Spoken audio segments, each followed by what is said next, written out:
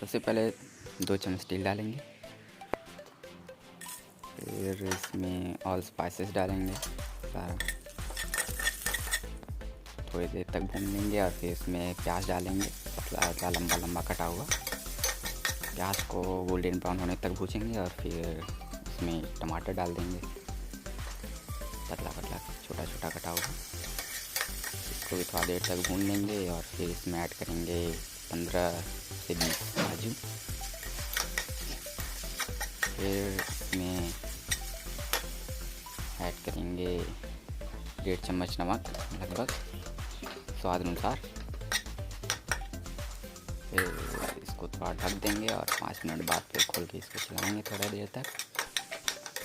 फिर इसको निकाल लेंगे थोड़ी देर तक चलाकर, 2 मिनट तक। इसको निकाल कर मिक्सर में पीस लेना है। और फिर ये 100 ग्राम प्याज छोटा छोटा एकदम बारीक काट लेंगे।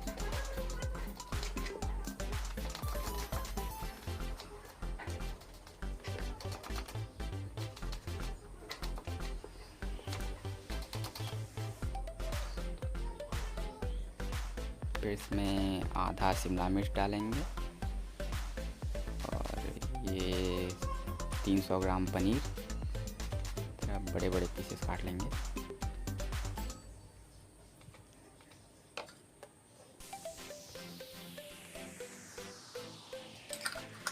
फिर इसमें 2 चम्मच घी डालेंगे और ये पनीर डालेंगे इसमें, थोड़ा देर तक इसको भून लेंगे। और फिर इसमें हल्दी ऐड करेंगे और काली मिर्च। फिर इसको थोड़ी देर तक मतलब गोल्डन ब्राउन होने तक थोड़ा मोड़ा हल्का हल्का भून लेंगे। फिर उसी ऑयल में डालेंगे पतला कटा हुआ प्याज नहीं, इसको भी थोड़ा गोल्डन ब्राउन होने तक भूनेंगे। और फिर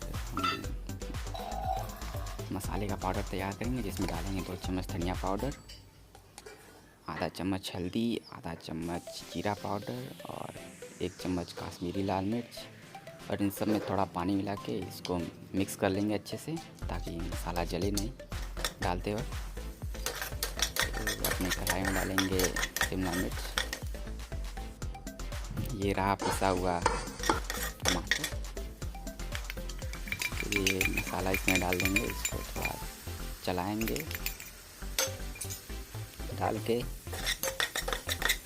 पानी सूखेगा तो पानी थोड़ा और डालेंगे, क्योंकि मसाला जल जाएगा तो अच्छा टेस्ट नहीं आएगा।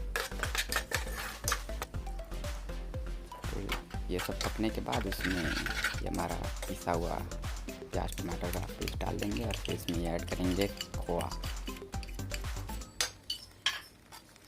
खोए को अच्छे से मिक्स कर लेंगे इसमें। इसको थोड़ी देर तक पकाएंगे 5 मिनट तक। और फिर इसमें हम लोग ऐड करेंगे गरम मसाला और कसूरी मेथी भुनी हुई। तो बढ़िया से ऐड करने के बाद हमारा पनीर डालेंगे इसमें भुना हुआ। पनीर को ऐड करके अब कुछ 5 मिनट तक इसको चलाएंगे और ये हमारा शाही पनीर तैयार हो गया। इजी और स्वादिष्ट।